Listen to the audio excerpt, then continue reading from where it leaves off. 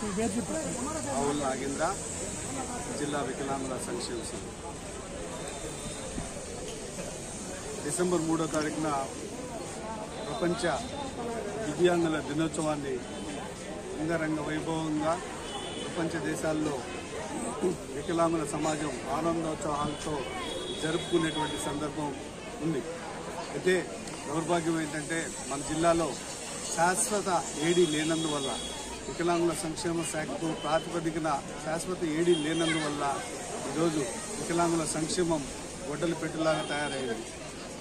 మేము ఎన్నోసార్లు కలెక్టర్ గారికి విన్నవించుకున్నాం, శాశ్వత ఏడీని నియమించమని చెప్పి కోరుతా ఉన్నాము. అలాగే అన్ని జిల్లాల్లో, అన్ని రాష్ట్రాల్లో దివ్యాంగులకు మానసిక ఉల్లాసం కొరకు ఆటల పోటీలు నిర్వహించి ఎంతో ఆనందోత్సవాలతో వాళ్ళకు బహుమతి ప్రదానం చేసేటువంటి మంచి కార్యక్రమాన్ని ఈరోజు నిర్వీర్యం చేసేటువంటి పరిస్థితి జిల్లాలో చూస్తూ ఉన్నాం.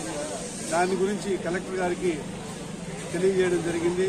అలాగే టీసీపీసీ దివ్యాంగులకు వివిధ రకాల ఉపకరణాలు తయారు చేసి 3 జిల్లాలకి సప్లై చేసేటువంటి మంచి ప్రొటెక్షన్ సెంటర్ ఉండేది మన జిల్లాలో. ఈరోజు నిధుల కారణంగా దాన్ని మూసివేసి ఉన్నారు. మేము మొన్న సోమిరెడ్డి గారి చొరవతో 14 లక్షల రూపాయల నిధులు కేటాయిస్తే ఇచ్చి కూడా 3 నెలలు అవుతున్నా కూడా ఇంతవరకు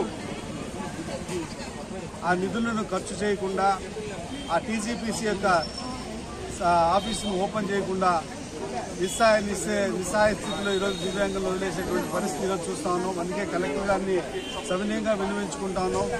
త్వరితగతిన టీసీపీసీని ఓపెన్ చేసి పనిని ప్రారంభించాలని చెప్పేసి కోరుకుంటూ సెలవు.